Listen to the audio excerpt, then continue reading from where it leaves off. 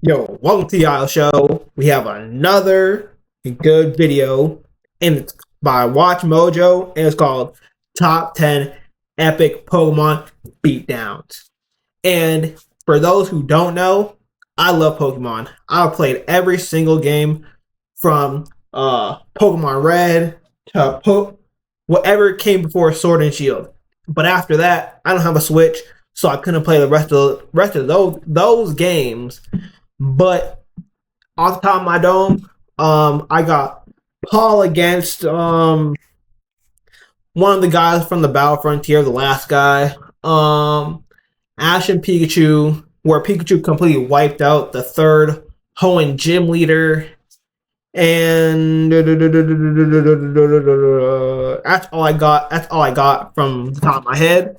Oh, and when Groudon and Kyogre and Rayquaza beat up Charizard and Metagross. Those are my three. So let's see what Mojo got.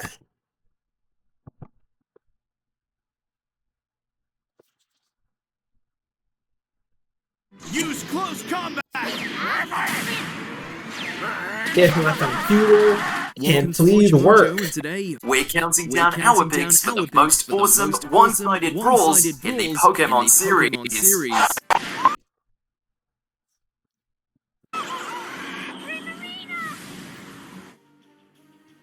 Number 10, Lugia versus the legendary birds. It's not every day you see a legendary as powerful as Lugia get smacked out of the sky. Then again, it's not every day you see the Kanto legendary birds in action either. Together, the trifecta of elemental flyers put Lugia in its place via fire, ice, and electricity.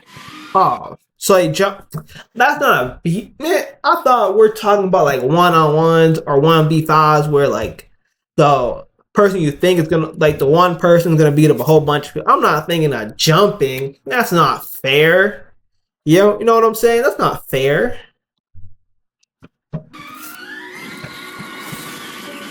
And honestly, I don't remember seeing this movie. I know I saw it, but I don't remember it. The Guardian of the Sea tries to put up a fight, but it's 3-on-1. It just can't keep up. It's not like the birds are going easy on it.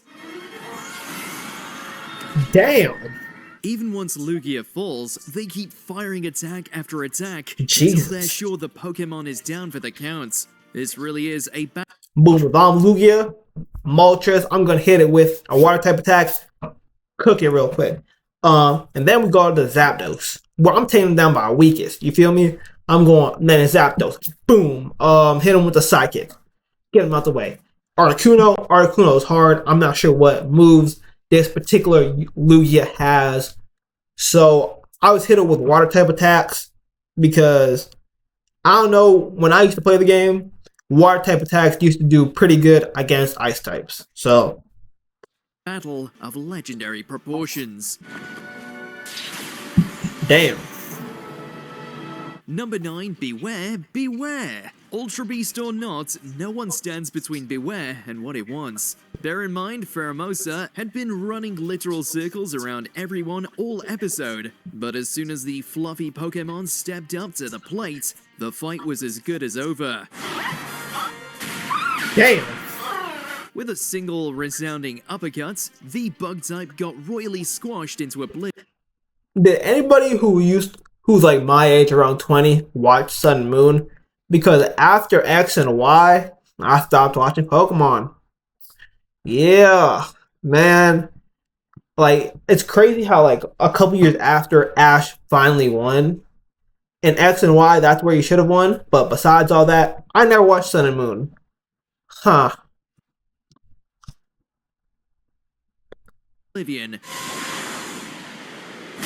Bombacloud. Whoa. They have eyes? To really rub it in, Beware doesn't even hang around to take its spoils. Content with a job well done, it grabs up Team Rocket and storms off, leaving Pheromosa behind to fix the remnants of its broken body and shattered ego. What? Number 8, Paul's Final Frontier. I said When Brandon it. lands in Snowpoint City, Paul is determined to do what his brother couldn't and scale the battle pyramid. All he has to do is Not gonna lie, this guy is a cheater. How do you have the legendary Pokemon? How? How is that fair that you have the legendary Pokemon? That's not fair. defeat the Man, Frontier Brains army of Reggies. Use Focus Punch! Dang. Me Sadly personally. for Paul, Reggie Rock is unbreakable, Reggie Steel is unbendable, and Regice is just plain cold. It's supposed to be a 6-on-6 fight, but Paul's team keeps getting mopped so hard, Brandon only swaps to share the glory.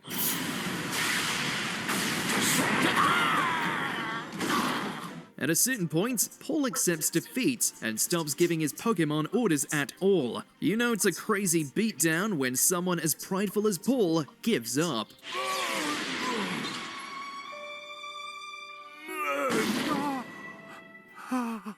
Number 7, Zarina. Paul is my favorite character in all of Pokemon. I am not even gonna lie to you.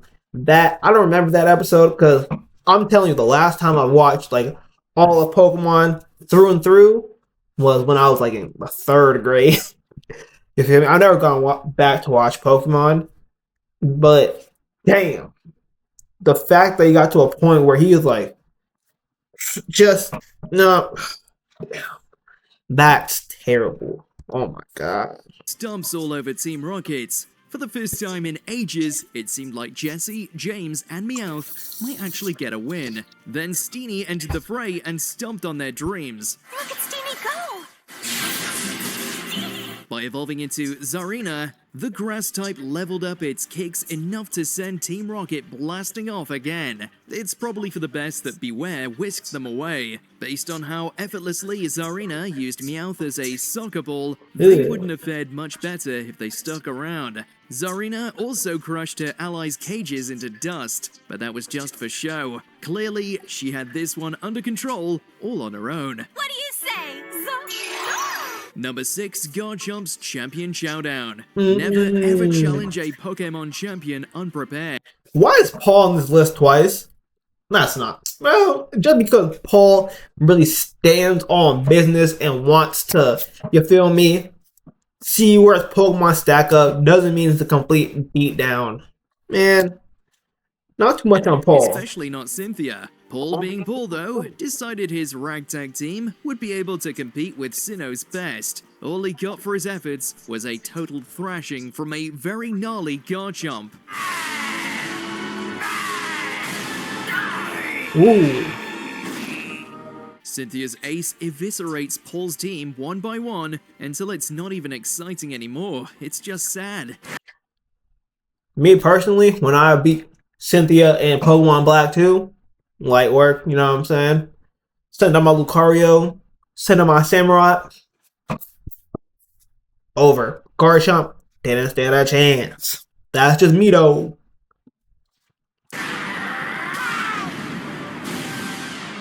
Come on, what are you doing right now, Paul? None of your Pokemon are fully evolved. Then again, what else did Paul expect? He challenges Cynthia wanting to prove a point, but all he proved was that they're in completely different leagues. Damn. Announcing the American Standard 150 Subscribe down payment contest. so I can Share get your some story money for a and chance get to win. Prime. Damn. Number 5, Charizard cooks Casey. Look, every trainer has to start somewhere, and usually, it's with a lot of losses. But Casey beginning her journey by staring down a Charizard just feels mean. Ash sends out the Kanto fire type against the girls' freshly caught team of Pidgey, Rattata, and Chikorita. level 1 trainer. Damn. Just saying it out loud sounds disrespectful. None of Casey's team even warrant Charizard's attention. Just like my In fact, Charizard. Casey's starter spends more time trying to put out the fire on its leaf than it does actually fighting. For someone with so much spunk, it's sad to say Casey's debut as a trainer goes down as a total embarrassment. Can't believe it was a total shutout. Number 4, an elite fight to the finish. In order to reignite Volkner's passion for battling, Ash and Flint give him a front row seat to Man, the bro, fiery y'all match. need to Good news, stop it works. fighting and these makes Elite Volkner Four good people, as bro. new. The bad news, it's not because it's a particularly close fight. Ash opened with a type advantage using Weasel, but Flint's not a member of the Elite Four for nothing. His Infernape wrecks Weasel, and then Ash's own Infernape in a mirror match. Damn. My favorite Pokemon. We aren't sure how such a lopsided match connected with Ah. Volkner, but at least something good came out of this burning defeat. Damn. Number 3, Pikachu's thunderous payback. Let's not mince words here. When Ash and Pikachu first arrived in Vermilion City, Lieutenant Surge's Raichu positively roasted them. It was hard to see a way the Pallet Town duo could ever come back from such a blunder. But thanks to some novel use of Pikachu's speed, the pet didn't just rise from the ashes, they rose all the way to the thunderclouds. Surge's Raichu does more damage to itself as it tries to keep up with its more nimble pre-evolved form. Okay, this one doesn't make sense because, I mean, it depends on how you train your Pokemon, right? Let me get my Pokemon bag. Because I would assume Raichu and Pikachu are relative in speed, and that's depending on how you train it. If your Pikachu is more on the speed side, yeah, sure, why not? It'd be faster than Raichu. But if I was training my Raichu, I'd make sure it has a cool balance. Because Raichu's not the biggest Pokemon, and it's not the smallest, but on the smaller side. If I have a smaller Pokemon, my main objective is to make sure it can dodge. You feel me?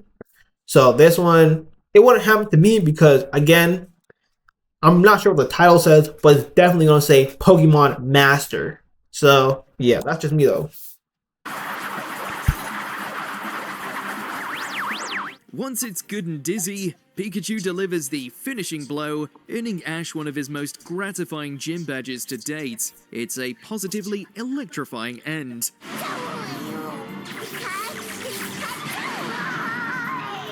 That's not a move. Number 2, Tobias trumps Ash. Imagine Bomba Clap, bro. It's not fair. Why does he have 2 legendary Pokemon? Why does he have a Darkrai? For what? You feel me? Like, how did you catch a Darkrai? What is your story? you make it all the way to the semi-finals of a Pokemon League, only to get rocked without even seeing 2/3 of your opponent's team. Well, Ash doesn't have to imagine it.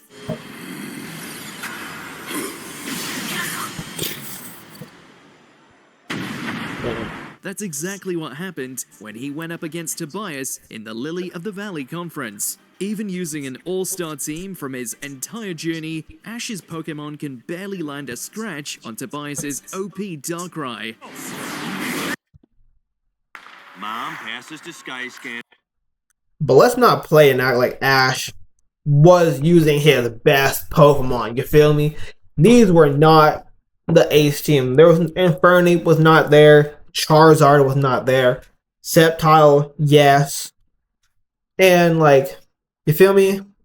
This wasn't Ash's best team. Like, Ash needs to evolve his Pokemon. You feel me?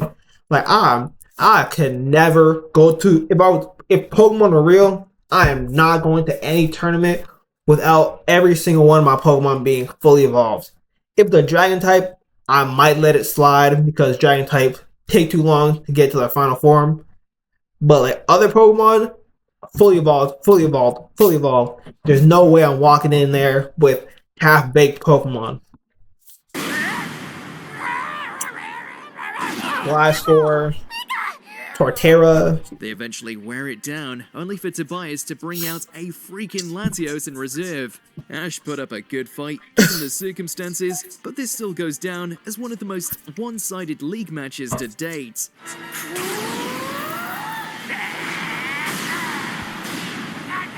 Not fair.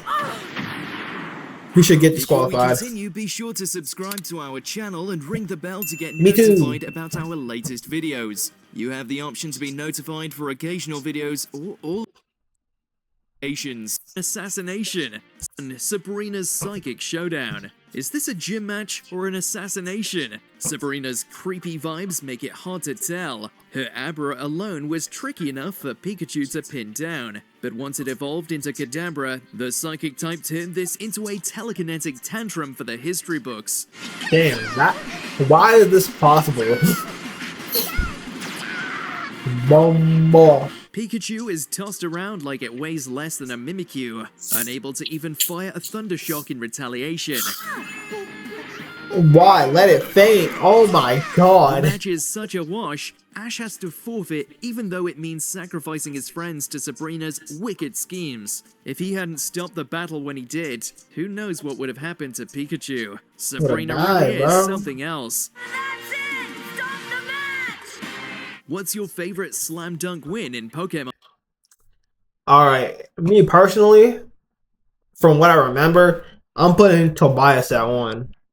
The reason being, it was a wash.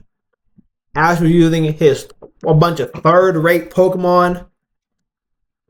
Yeah, it was just a wash. Not even a good fight.